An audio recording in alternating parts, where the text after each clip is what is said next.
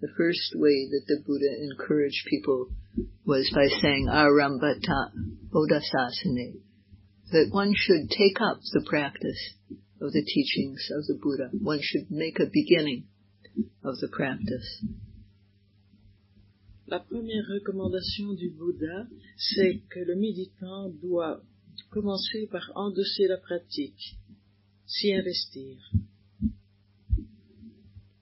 So, why we should take up the practice? It is a rare opportunity to hear the teaching of the Buddha, for the Buddha to arise in the world, for the first of all, and then for the teachings to be known, for us to hear the teachings, to be born as a human at this time, and to have survived as long as we have. So the Buddha talked every day about these four things that are very rare to find or difficult to get, that it is hard to get the existence as a human being. And once being born, we have to work to stay alive. We have to work for our survival. And it is also rare that we have the chance to meet with the teachings of the Buddha, rare to hear the Dhamma. And it is even more rare for the Buddha to arise in the world. So because this opportunity we have is very rare, we should take advantage of it.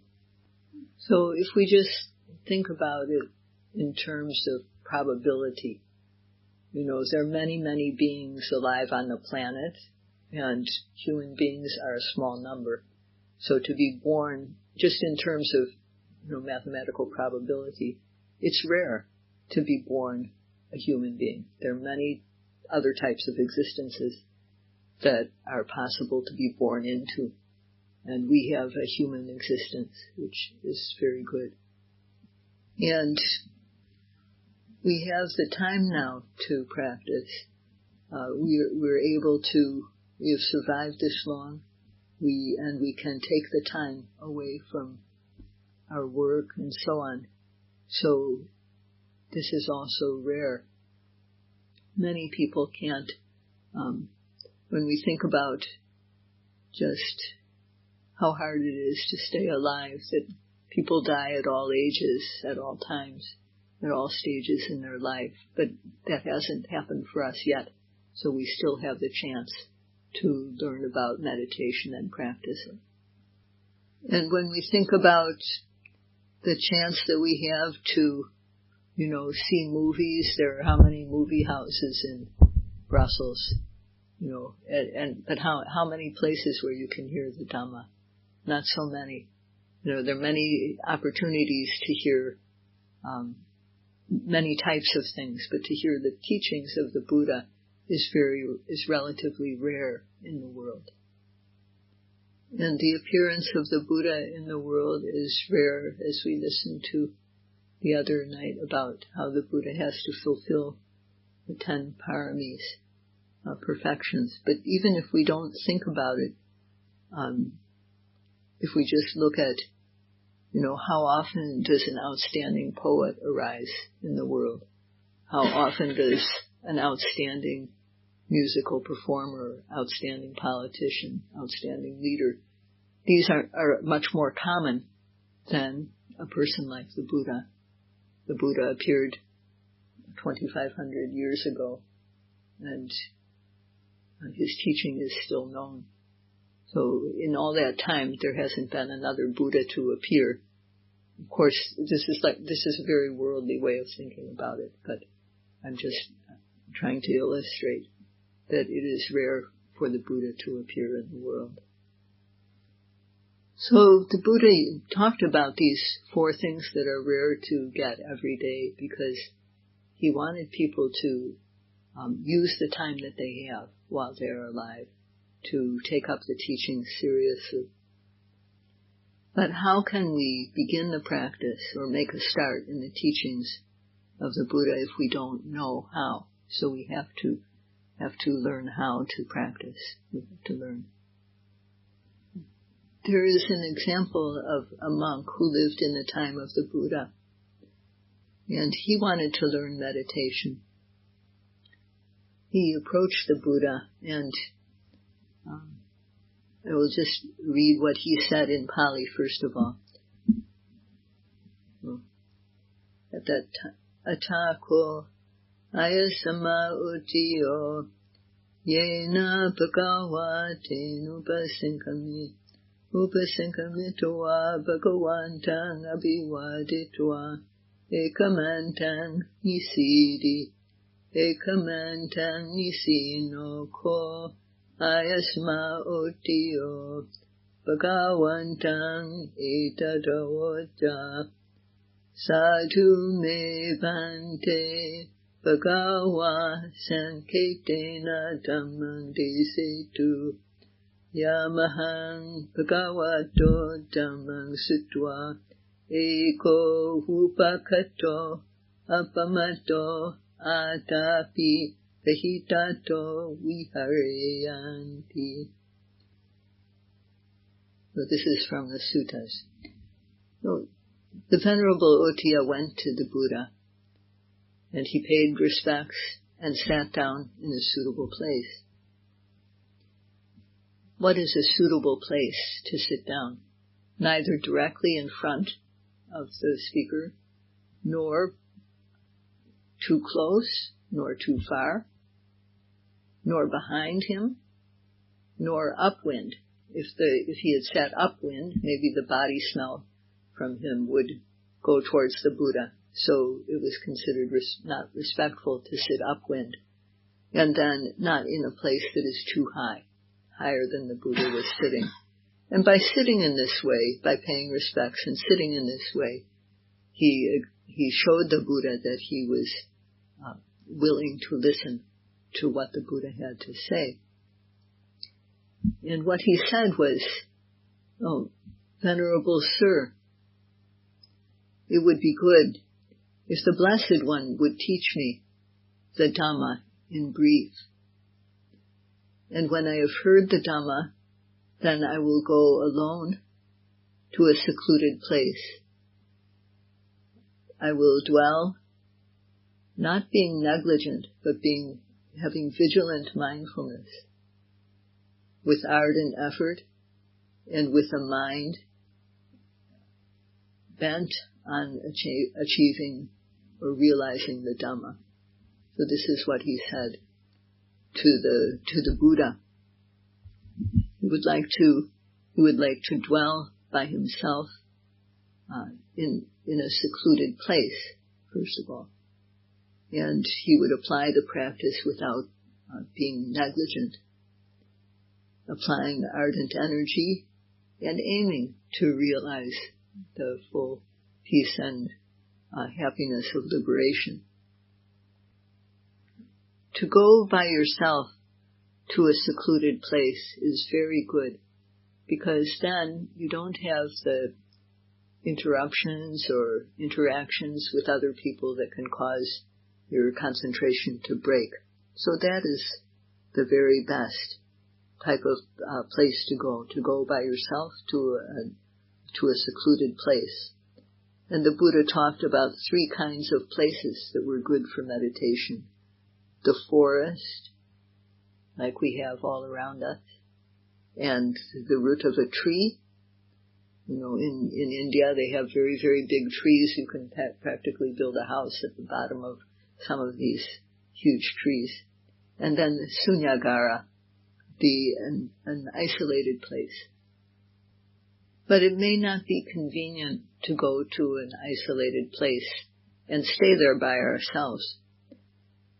But when we can come to a meditation center like this, it's true, we are here together with other people and many others, but if each person sticks with their own meditation, if each of us is just trying to observe our own mind and body, and all those around us are also trying to do the same, then it is like being alone, even though other people are nearby.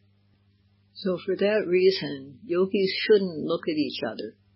Yogis shouldn't listen to each other, talk to each other, because we need to focus all our attention on our own mind and body. And if we do this, it will be like being isolated, even though others are around us. And then the Venerable Uttiya said he would use the word in Pali, apamato, which means to not be negligent. It means to not lose mindfulness, not neglecting to note whenever seeing happens at the eye door, or hearing at the ear door, or smelling at the nose door, or tasting at the tongue, not failing to note every bodily action and every act of consciousness. In normal life, outside of the meditation retreat, of course, when we see something, we want to know what it is. When we hear something, we need to listen to it. But in this context of being on retreat, seeing is just a phenomena, just a process to be observed. So it doesn't matter what is seen. What matters is the process of seeing, to bring our awareness to it, not to be caught up in what the object is. And same with hearing, whatever sound it is, just take it as a chance to observe the process of hearing. And it is the same with smelling and actions of the body, thoughts, and so on. We are simply interested in learning the process that is happening when we have a sense experience. The content is not that important. And in this regard, the Buddha said that one with eyes should be as though blind, one with ears as though deaf, one who is strong should be as though weak, one who has learning should be as though dumb. So that means, just as I said earlier, that although we have eyes to see, when seeing happens, we try to simply not react to what is seen, but try to observe the process. Put the attention at the eye door and note the seeing. And same with hearing, not to react to the sound, but to, as soon as the sound appears at the ear door, to put our attention there and note the hearing. And although we are maybe very learned, we have to put aside our learning and our mental abilities for the moment. So, we may, in our worldly life, we may have to use our intelligence a lot, think things out, analyze, and do very complex things with our mind. But we have to try to put that aside when we are practicing and just try to observe. When thoughts happen, just observe it as a thought. We don't try to, it's not helpful to reflect on anything.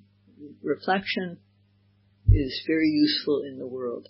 Analysis is very useful in the world and in worldly education, but it is counterproductive in meditation.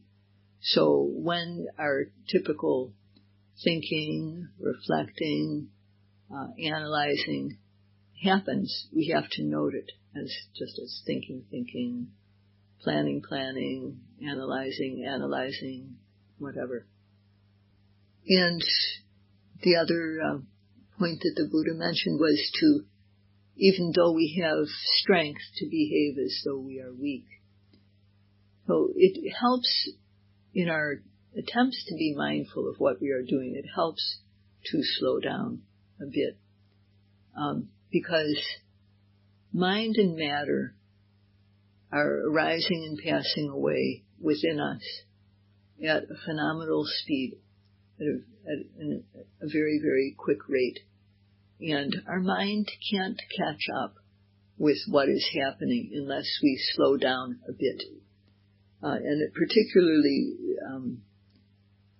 when we change our posture, when we get up from sitting or sit down from a standing posture, think about how a person with a bad back moves when they're trying to stand up.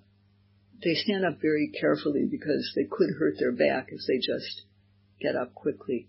And also, same with lying down, getting down, they could hurt their back. They could twist it or something like that. So you have to try to not just do everything as quickly as you're used to doing them.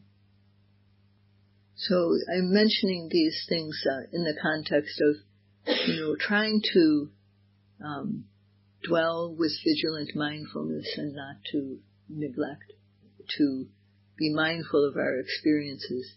These attitudes are helpful, supportive of doing that. And another thing that is very helpful as we are practicing together is to have an attitude of loving kindness and consideration for those around us. So we should try to not make noise unmindfully. An example is to slam something down on the floor, for example. I haven't seen anybody do that here, but I'm just giving an example of a careless movement that could be avoided if the person were more mindful, and something that can disturb your fellow meditators. Another thing would be opening your book noisily and writing during the sitting. This is sometimes something that people do. So we should try not to make unmindful sounds. I don't mean coughing, and that's people, when they are sick, they don't want to be sick, and they don't want to cough. So we should have an attitude of loving kindness towards those around us. But when we have the feeling that we're about to cough, we have to observe that feeling first of all. Sometimes just bringing the attention to the feelings in the throat will cause the cough to go away. So our first task is, if we are having about to sneeze or about to cough, is we have to try to be aware and not just lose our awareness during that time when a cough is about to happen, or if it does happen. And on the other hand, those who are hearing sounds, loud sounds or careless sounds that are made, or sounds that cannot be avoided, such as coughing. When we hear such a sound, our task is simply to observe the process of hearing. It doesn't matter that, we don't need to get into why is this person coughing, why are they doing that. That will only make us have negative thoughts, and that won't help. So what we have to do is try to bring our attention to the ears as quickly as possible, to observe the hearing so that it doesn't go to the next step of, that was a terrible sound, why did they make it, and anger, or that was a delightful sound, I wonder who that person is. So we don't want to get into, we want to be as mindful as possible of the things that happen, our sense experiences.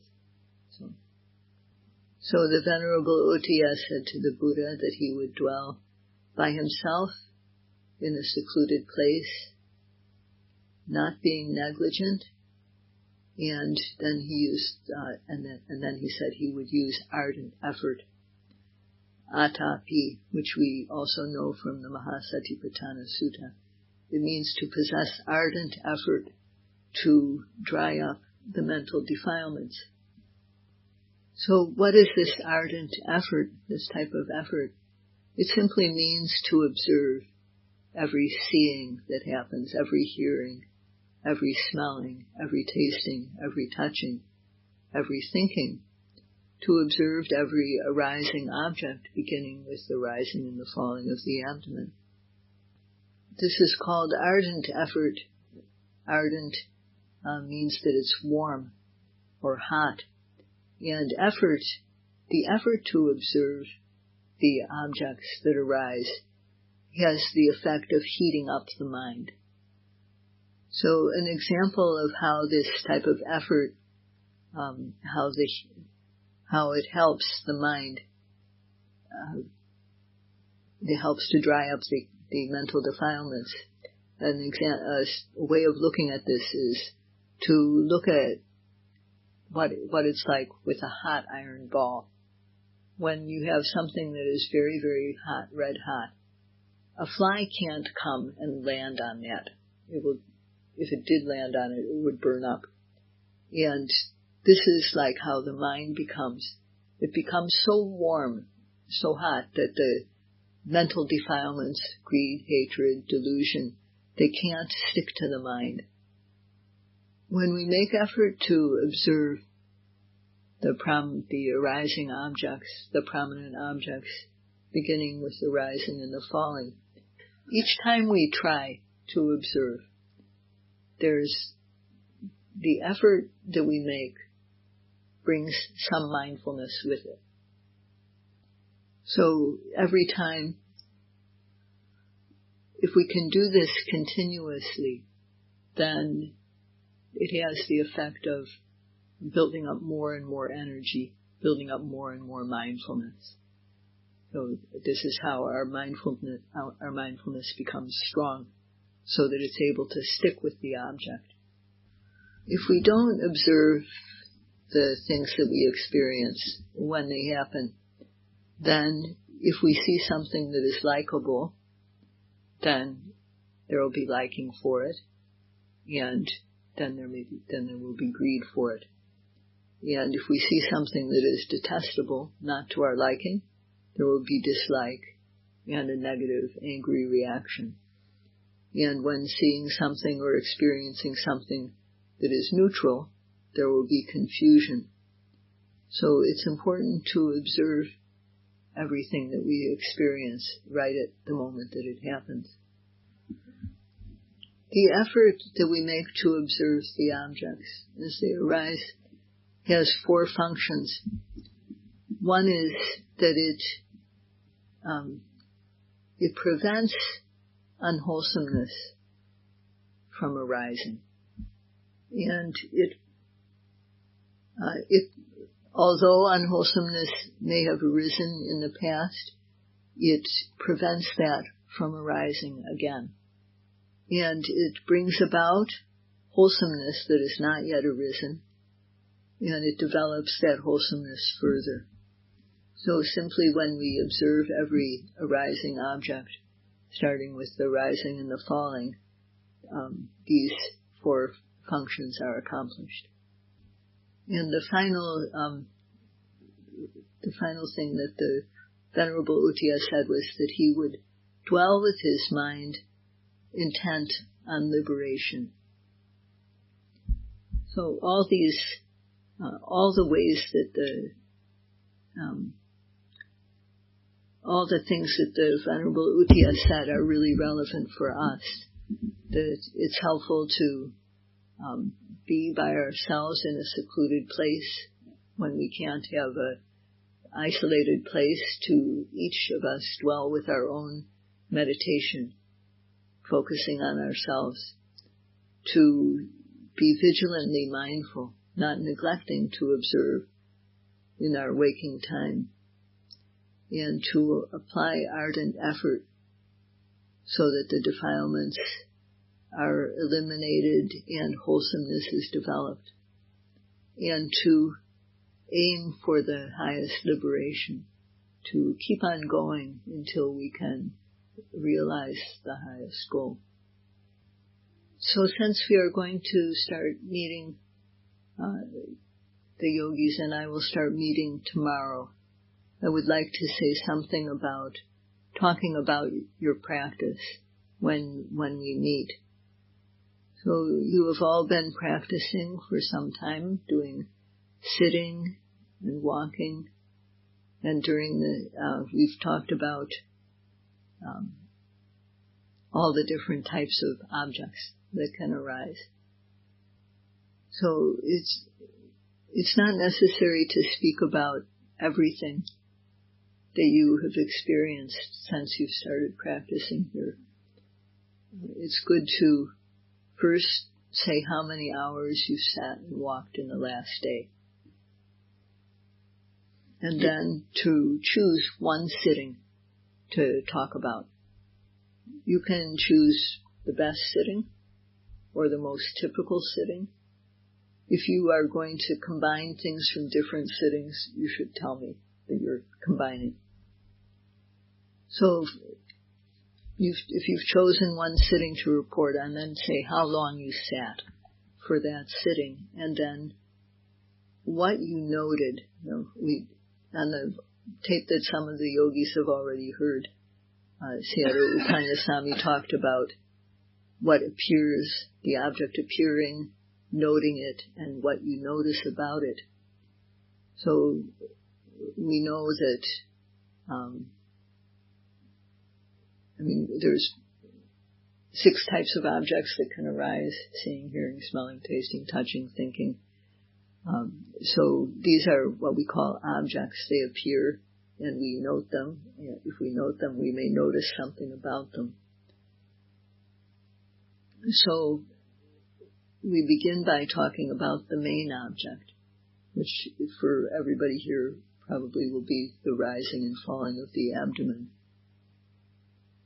So U Panyasami said, "The meditation teacher will not get tired of hearing you talk about rising and falling. You can talk for 5 minutes about rising and falling. The teachers like it." They don't get bored because this is our main object, and we can understand a lot about your practice when we hear about rising and falling. But could you note it or not? If you could note it, what did you notice about it? But if you could not note it, then what was happening that prevented you from noting it? That's, talking about the rising and the falling. And then the wandering mind, the mind that is going here and there. Did the mind wander? If it did, you should say. Then thinking, planning. Usually those happen, so you tell about, give an example, select, if when you could note the thought really well, what happened to it. So you don't have to say what you thought, but you should be able to say how you note thoughts. And then pains, aches. Did you have any pain during the sitting? You should say how you note it, what happens when you note it. And then prominent mind states. Sometimes yogis feel angry, they feel calm, they feel worry, they feel greed, they can feel any type of mind state. So what mind states were prominent? Sleepiness also, something that typically happens. So that's a category of things that you can select to report from. And then external sounds, for sure we've heard sounds. So describe how you note them, and images in the mind if they occur. These are categories you should tell about. The main object, the wandering, thinking, planning mind, pains, aches, etc., prominent mind states, sounds, sights. Those are categories too that you can select from to talk about. And then with regarding to talking about the walking, you don't necessarily have to speak about it, but sometimes there's not enough time to talk about it. So first thing to report about is the sitting, and then if there's time you can report about walking. So walking is a little bit different than the sitting. You should say how long you walked during the walking period and how you noted. Did you note left step, right step, and for how long? Or did you note left step, right step, for how long, and then lifting, placing, and then lifting, moving, placing? You should say how you note during the hour. And then you should say what you noticed when you were noting, either the lifting and placing, or if you're doing 3 parts lifting, moving, and placing. And in addition, you can report about what you, for the walking, the standing, and the turning. You can say what you experienced during that time too. So as I wrote on this sheet, this, just like when you write a lab report, it makes it easy for other people to understand what you are presenting. In the same way, if you can follow these guidelines when you talk about your experience, it may save you a lot of, worry about how should I say and what should I say. You don't need to really think about anything. Just apply the practice, and then you will be able to speak about what you experience very easily. But it helps to use these guidelines because it gives very precise information about what you're experiencing. Whenever the Buddha gave a talk, he would conclude by explaining the Four Noble Truths. So I would like to say briefly that the mind and matter of all of us here, both I who am speaking, you who are listening, all those who help and contribute at this center, our minds and bodies are oppressed by arising and passing away, aging, sickness, and death. Therefore, they are the truth of suffering.